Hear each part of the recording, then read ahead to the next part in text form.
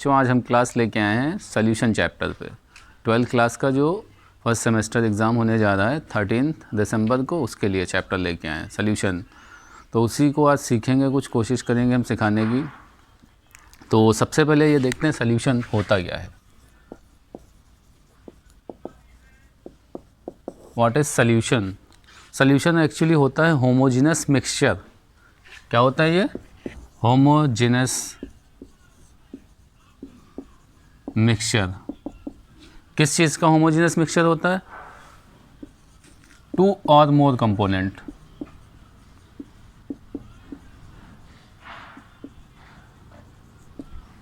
दो या दो से ज़्यादा कंपोनेंट को जब मिक्स करते हैं वो कम्प्लीटली मिक्स हो जाते हैं। होमोजेनस का मतलब यही होता है कि जब कम्प्लीटली मिक्स हो जाए, यानी एक ही स्टेट में दोनों आ जाएं। तो ये कंपोनेंट्स क्या हो सकते हैं? 2 कंपोनेंट होते हैं इसके अंदर, एक को कहते हैं सल्यूट, दूसरे को कहते हैं सॉल्वेंट। सल्यूट क्या होता है? वो कंपोनेंट जिसको हम सॉल्वेंट में डिज़ोल्व करते हैं, यानी कोई भी ऐसी चीज़ जिसमें हम डिज़ोल्व कर सकते हैं एक सब्सटेंस को दूसरे सब्सटेंस में।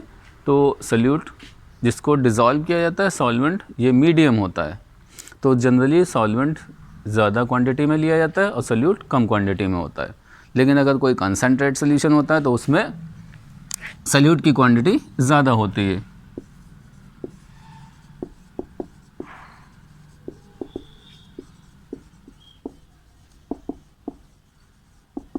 बट इन जनरल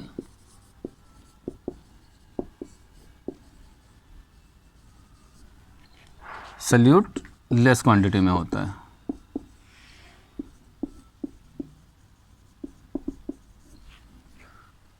तो इस तरीके से हमारा सोल्यूशन बनता है सोल्यूशन चैप्टर में। लेकिन हमें कुछ बेसिक चीज़ें पता होनी चाहिए। जैसे यहाँ पे एक हमने टर्म लिखा कॉन्सेंट्रेशन। कॉन्सेंट्रेशन टर्म का मतलब क्या होता है? कॉन्सेंट्रेशन कॉन्सेंट्रेशन टर्म जो है ये हमें बताता है कि कितना सल्यूट का अमाउंट कितने सॉल्वेंट में डिज़ोल्व किया गया है। यानी एक्चुअली सल्यूट की हमें क्वांटिटी पता करने के लिए कंसंट्रेशन टर्म यूज़ करते हैं, या डिनोट करने के लिए इसको, कि दूसरे को इससे पता चल जाए कि सल्यूट एक्चुअली कितना उस सॉल्यूशन के अंदर प्रेजेंट है। तो सॉल्यूशन में एक्चुअली सल्यूट की क्वांटिटी कितनी है उसके लिए हमारे कंसंट्रेशन टर्म जो हैं, जो साइंटिफिक टर्म है, वो 3 टर्म यूज़ किए जाते हैं। पहला टर्म मोलैरिटी, दूसरा टर्म नॉर्मैलिटी, तीसरा टर्म मोलैलिटी। और ये बच्चों आपका बहुत इम्पॉर्टेंट है बहुत ही ज़्यादा इम्पॉर्टेंट, क्योंकि इससे एक सम बोर्ड में ज़रूर आता है। जब नॉर्मल डेज चल रहे थे, लॉकडाउन नहीं था, तब जब बोर्ड का पेपर बनता था नॉर्मल, तो इससे एक सम ज़रूर आता था। ऐसा नहीं कि ये नहीं इम्पॉर्टेंट है, इनका भी बहुत ज़्यादा यूज़ है। फिज़िकल केमिस्ट्री में हम लोग को मोलैरिटी, नॉर्मैलिटी, तो हर दूसरे चैप्टर में इसका यूज़ करना पड़ता है। जैसे आप लोग इलेक्ट्रोकेमिस्ट्री पढ़ेंगे, वो 3rd चैप्टर वो भी आ रहा है अब आपका बोर्ड में, तो उसमें मोलैरिटी का यूज़ आता है, नॉर्मैलिटी का यूज़ आता है जब हम लोग फैराडे लॉ पढ़ते हैं। तो इसलिए इनको अच्छे से हमें सीखना है। तो ये हमारे साइंटिफिक टर्म है, किसके लिए? कॉन्सेंट्रेशन को डिनोट करने के लिए, कि हमारी क्वांटिटी क्या प्रेजेंट है उसके अंदर। तो लेकिन अब यहाँ पे मोलैरिटी, ये मोलैरिटी होता क्या है ये हमें कैसे पता चलेगा? तो मोलैरिटी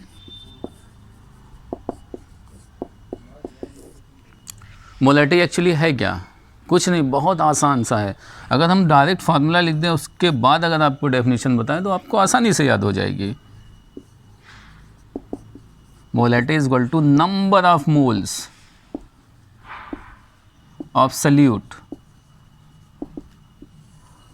अभी हमने स्टार्टिंग में बताया था कि हम कंसंट्रेशन टर्म किसके लिए यूज़ करते हैं?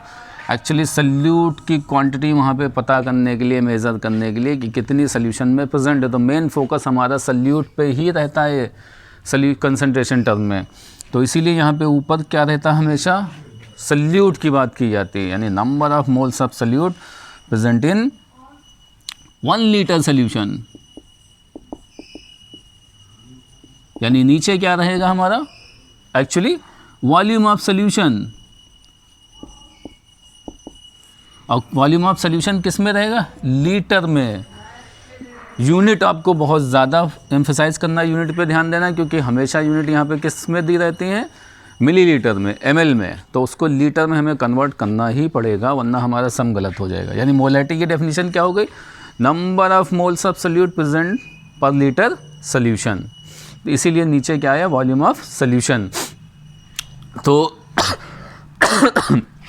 अब यहाँ पे एक चीज़ हम देखें, मोल्स क्या होते हैं, तो मोल्स हमें सीखना पड़ेगा। मोल्स कैसे निकालते हैं, अक्सर बच्चे जो है 10th में ध्यान दे के नहीं आते, 11th में भी स्किप कर देते हैं, उनको मोल्स जो है निकालना नहीं आता। ऐसा नहीं कि बहुत टफ है, बहुत इजी है। इसलिए हम यहाँ पे आपको रिवाइज कर दे रहे हैं कि मोल्स कैसे फाइंड करेंगे, क्योंकि अगर हमें मोल्स ही नहीं फाइंड करना आता है तो हम कंसंट्रेशन कैसे निकालेंगे भाई, सीधी सी बात है। तो उसके लिए जो है हमें थोड़ा सा यहाँ पे बेसिक बता रहे हैं, जिनको आता है उनका रिवीजन हो जाएगा। तो मोल्स कैसे फाइंड करते हैं, number of moles. Emilio Avogadro ने जो है अपना एक लॉ दिया था, उसी में बताया था इन्होंने कि मोल्स होते क्या हैं एक्चुअली। मोल्स, उसी से हमारे दो फार्मूले बन जाते हैं। क्या, अगर किसी को याद हो 1 मोल, अगर कोई पूछे व्हाट इज़ 1 मोल, तो 1 मोल का मतलब क्या है, 6.023 पार्टिकल्स, 6.023 इंटू 10 की पावर 23। यहाँ कभी कभी 22 भी लिखा होता है, इसलिए हम कन्फ्यूज़न ना हो इसके लिए 22 या 23 होगा, उसको हटा ही देते हैं, बस खाली इतना लिख रहे हैं 6.02 इंटू 10 की पावर 23 पार्टिकल्स। किसके पार्टिकल्स, जो भी हमारा सब्सटेंस होगा। तो यहाँ पे लेकिन इन्होंने जो डेफिनेशन दी थी वो कार्बन के बेस पे दी थी कि कार्बन, और कैसा कार्बन, 12, कार्बन 12 आइसोटोप। कार्बन के 3 आइसोटोप होते हैं, C6 12, एक होता है 6 13, एक होता है 6 14। तो ये हमारा 12 वाला कार्बन 12 आइसोटोप कितना हम लें, 12 ग्राम। 12 ग्राम अगर हम कार्बन 12 आइसोटोप ले तो उसमें कितने पार्टिकल्स होंगे, इतने। इसी को क्या बोलते हैं, एवोगाद्रो नंबर।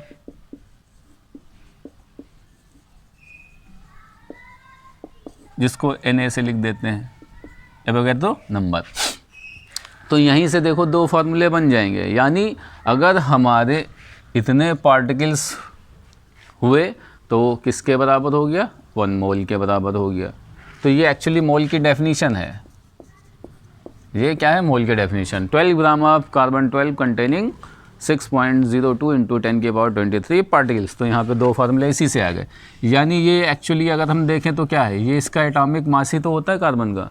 तो यानी एक फार्मूला बना वेट अपॉन एटॉमिक वेट और मॉलिक्यूलर वेट, क्योंकि कार्बन क्या होता है, कार्बन होता है एलिमेंट। तो यानी ऐसी चीज़ें जो एलिमेंट हैं तो उसके लिए हम एटॉमिक वेट रखेंगे, ऐसी चीज़ जो हमारा कंपाउंड है यानी मॉलिक्यूल के फॉर्म में होंगे तो उनका मॉलिक्यूलर वेट रखा जाएगा, क्योंकि कंपाउंड मॉलिक्यूल से बनते हैं, एलिमेंट्स एटम से बनता है। तो ऊपर वेट रहेगा, इसको मास भी लिख सकते हैं, ठीक। नीचे मोलर मास बोल देते हैं इसको, मॉलिक्यूलर वेट को मोलर मास। तो एक्चुअली दोनों टर्म डिफरेंट हैं, लेकिन ज़्यादातर मॉलिक्यूलर वेट यूज़ कर लेते हैं, कुछ लोग मोलर मास भी यूज़ करते हैं। और वेट और मास में क्या डिफरेंस होता है ये आपको सबको पता है, लेकिन यहाँ पे हम लोग दोनों यूज़ कर लेते हैं। तो ऊपर मास, नीचे मोलर मास। मास यानी जो हम उसका वेट करके लेते हैं, कि जैसे किसी ने कहा 4 ग्राम 5 ग्राम, यानी ग्राम उसके आगे मोस्टली लगा होता है, तो वो ये हमारा गिवन मास है समझो। और ये क्या है, मोलर मास, यानी ये हमें कंपाउंड कौन सा उसके बेस पे पता चलेगा। तो पहला फार्मूला हमारा बन गया क्या, given mass upon molar mass और एटॉमिक मास। दूसरा फार्मूला क्या बना, number of particles upon 6.02 into 10 की पावर 23। यानी अगर इतने ही पार्टिकल्स हुए तो 1 मोल हो जाएगा ना, क्योंकि यहाँ पे क्या कहा गया है, इतने पार्टिकल्स होंगे 1 मोल के अंदर। तो यानी नंबर ऑफ पार्टिकल से हम डिवाइड कर दें, नंबर ऑफ पार्टिकल को डिवाइड कर दें 6.02 इंटू 10 की पावर 23 से। थर्ड वाला क्या बनता है, थर्ड वाला STP से बनता है। 1 मोल गैस का STP पे वॉल्यूम क्या होता है, 22.4 लीटर। ये आप लोगों ने इससे पहले पढ़ रखा होगा। तो बस वही फार्मूला बन जाता है, volume of gas at STP, यानी ये वाला फार्मूला जो हमारा लगेगा, ये वाला फार्मूला सिर्फ गैसेस के लिए लगेगा क्योंकि इसमें टर्म ही जुड़ा हुआ गैस, नीचे 22.4 लीटर। इसको ml में आप कन्वर्ट कर सकते हैं, 22,400 हो जाएगा, 1000 से मल्टीप्लाई कर देंगे हम। तो यहाँ पे टोटल कितने फार्मूले बने? 3, 1 2 3। इस चैप्टर में 99% फार्मूला हमारा ये यूज़ होगा, कभी कभार ये यूज़ हो जाएगा, लेकिन मोस्टली हमारा सबसे ज़्यादा यूज़ होगा यही फार्मूला। ये फार्मूला तो यहाँ पे बहुत ही रेयर ही आएगा, लेकिन हमें पता तीनों होने चाहिए। तो अब जो है हम कुछ 1-2 और बात करते हैं, किसकी?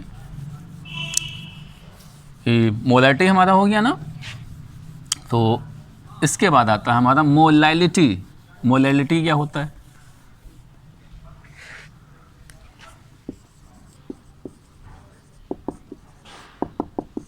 मोलैलिटी, यही फार्मूला, बस नीचे चेंज हो जाएगा। क्या?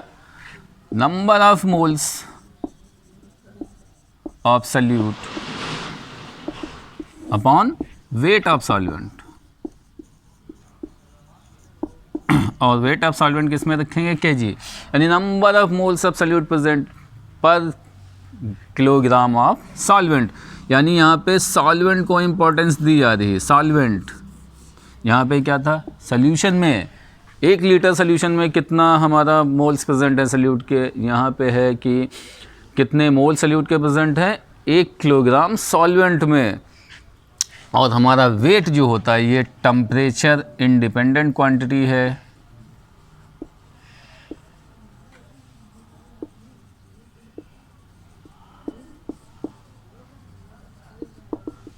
तो इसलिए मोलैलिटी जो है डज नॉट डिपेंड ऑन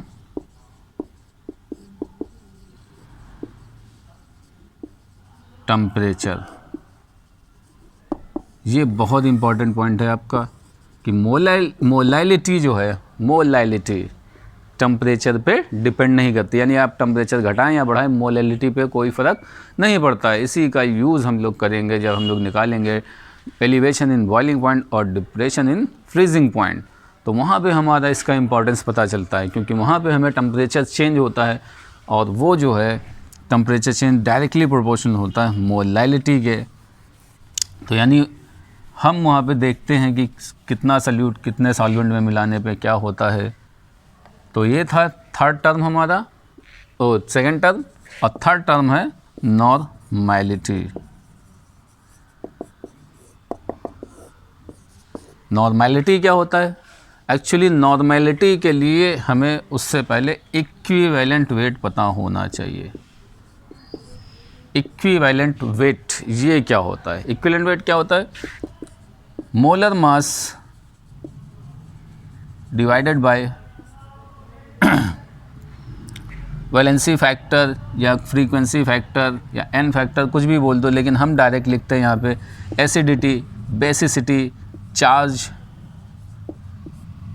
और चेंज इन ऑक्सीडेशन नंबर।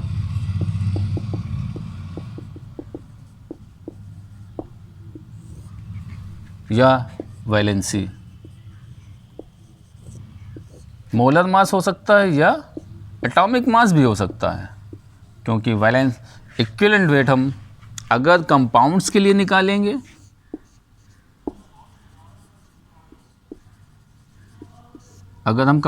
निकालते हैं तब तो हम मोलर मास रखेंगे, और जब एलिमेंट्स के लिए निकालेंगे तो एटॉमिक मास रखेंगे। तो एटॉमिक मास जब रखेंगे तो हम वैलेंसी यूज़ करेंगे कि उसकी वैलेंसी क्या होती, और जब हम मोलर मास लिखेंगे तो वो या तो एसिड होगा या तो बेस होगा या तो वहाँ पे क्या नाम है आयनिक कंपाउंड होगा, या तो वो कोई ऐसा कंपाउंड होगा जो ऑक्सीडाइजिंग एजेंट होगा या रिड्यूसिंग एजेंट होगा। तो वहाँ पे ऑक्सीडेशन नंबर में क्या चेंज हुआ ये हम चेक करते हैं। एक एक एग्जाम्पल ले लेते हैं। जैसे H2SO4, H2SO4 का इक्विवेलेंट वेट क्या होगा? तो H2SO4 का मोलर मास क्या होता है? 98, 32, 60, 16 होता है, 4 है, 64 ये हो जाएगा, 2 ये जोड़ देंगे तो टोटल आता है 98। तो फार्मूला क्या है इक्विवेलेंट वेट का? मोलर मास डिवाइडेड बाय, अब यहाँ पे ये क्या है, एसिड, तो एसिड के लिए हम लोग क्या निकालते हैं, बेसिसिटी, बेसिसिटी यानी number of H plus ion given by N acid. ये एसिड कितने H प्लस आयन्स देता है हमें, तो ये दिख रहा है साफ साफ 2 हाइड्रोजन आयन ये देता है हमें, तो इसलिए इसकी बेसिसिटी क्या हो गई, ये जो लिखा हुआ है ये बेसिसिटी है, ये क्या है, एसिडिटी है, तो बेसिसिटी 2 हो गई, यानी 98/2, यानी क्या है इसका 49, ये है इसका इक्विवेलेंट वेट। अगर किसी ने कहा इसका मॉलिक्यूलर वेट क्या है, तो ये है मॉलिक्यूलर वेट।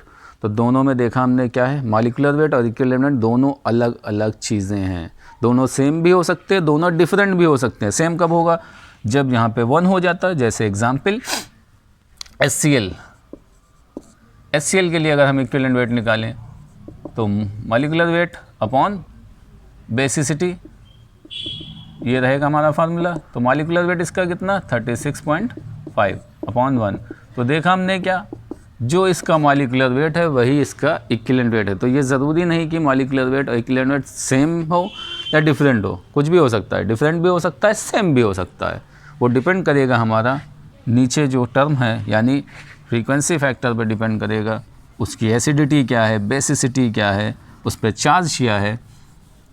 तो अब हमने अभी एसिड का बताया, इसी तरीके से बेस का कैसे निकालते हैं वो भी बता दे रहे हैं।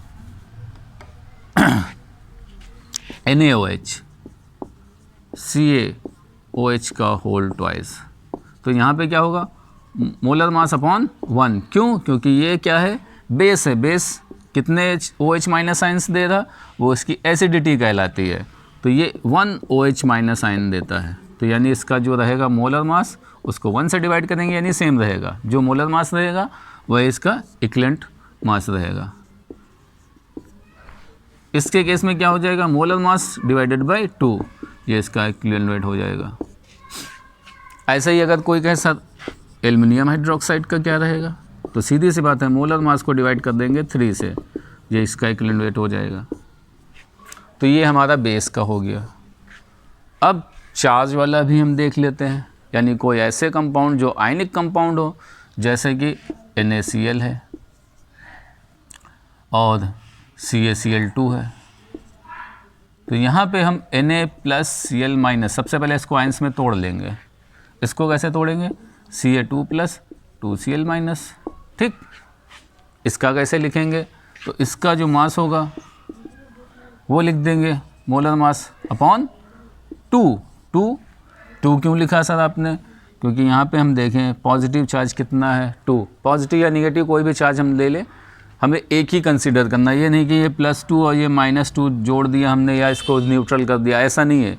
कोई भी एक चार्ज आप देखिए, चाहे पॉजिटिव चार्ज देखिए चाहे निगेटिव चार्ज देखिए, और उससे उसको डिवाइड कर दीजिए, तो इस तरीके से हमें मिल जाता है इक्विवेलेंट मास। इसके केस में क्या हो जाएगा, इसके केस में हो जाएगा हमारा मोलर मास डिवाइडेड बाय 1, क्यों, क्योंकि यहाँ पे 1 चार्ज है। इसी तरीके से अगर हमारा AlCl3 हो जाता, तो ये Al3 प्लस और Cl -3, तो यहाँ पे क्या होता, मोलर मास डिवाइडेड बाय 3। तो ये था हमारा सॉल्ट वाला, यानी जब चार्ज होगा।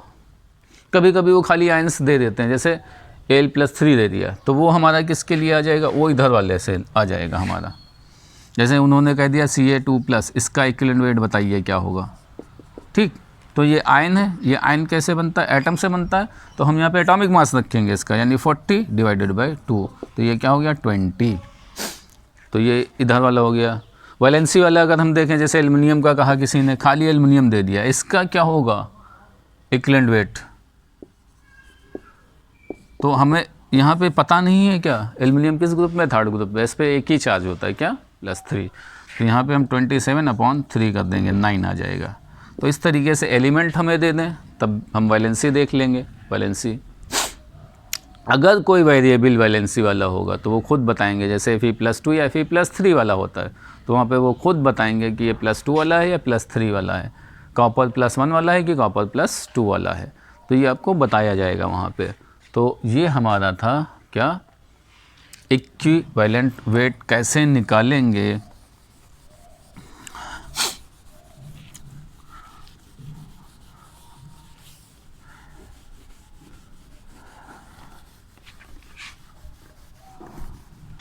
इसी तरीके से हमारा एक ये वाला भी ले लेते हैं, ऑक्सीडाइजिंग एजेंट वाला भी ले लें, K2Cr2O7।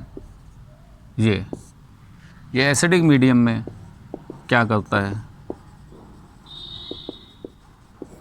यहाँ पे क्रोमियम की ऑक्सीडेशन स्टेट है +6, 7 2 14, 14 से 2 बचा 12, 2 से डिवाइड कर देंगे 6, और यहाँ पे ये बन जाता है Cr3+ में, यानी हमारा यहाँ पे क्या चेंज हुआ हमारा 3 का। तो यानी इसका जो है इक्विवेलेंट वेट क्या होगा, इक्विवेलेंट वेट होगा मोलर मास अपॉन 3, यानी 3 से हम डिवाइड कर दें।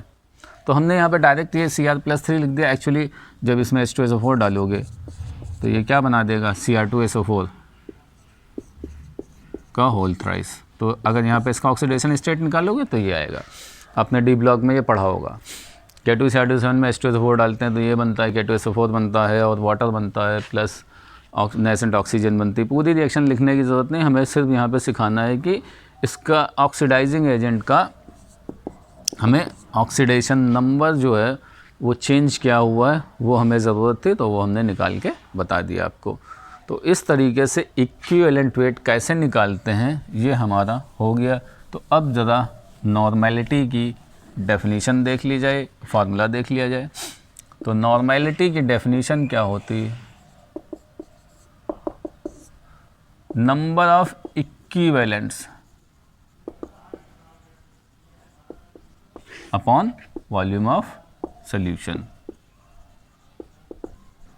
और वॉल्यूम किस में रखा जाएगा, सॉल्यूशन का लीटर में। तो नंबर ऑफ इक्विवेलेंट्स क्या होते हैं, जैसे नंबर ऑफ मोल्स हम लोग निकालते थे उसी तरीके से नंबर ऑफ इक्विवेलेंट्स निकालते हैं। Weight of equivalent weight upon weight upon equivalent weight, यानी given weight upon equivalent weight. हम लोग नंबर ऑफ मोल्स में क्या निकालते थे, वेट अपॉन मॉलिक्यूलर वेट। इस तरीके से हमारा ये नॉर्मेलिटी, मोलैलिटी ये टर्म कंप्लीट हो गया।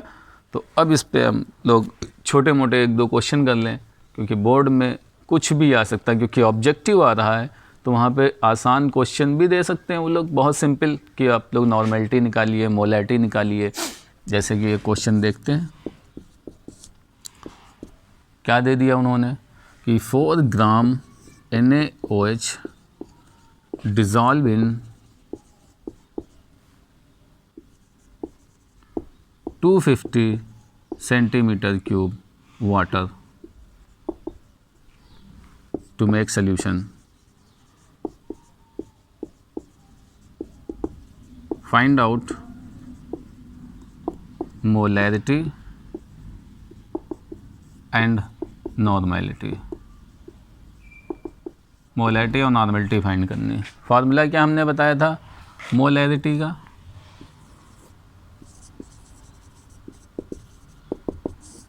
Molarity is equal to number of moles of solute upon volume of solution, और सॉल्यूशन का वॉल्यूम किस में रहेगा, लीटर में रहेगा।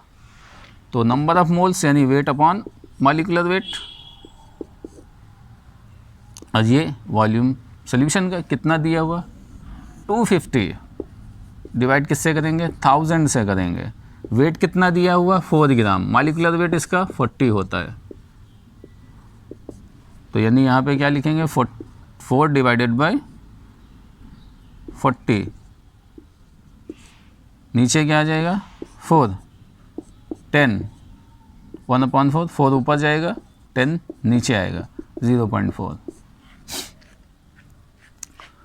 ये डिवाइड कर लेंगे, ये डिवाइड कर लेंगे, 0.4 आ गया।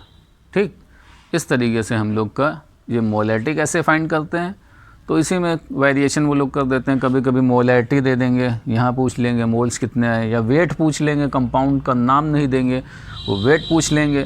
उस तरीके से भी क्वेश्चंस आते हैं कि मोलैरिटी दे दी, वो भी क्वेश्चन देख लेते हैं हम लोग।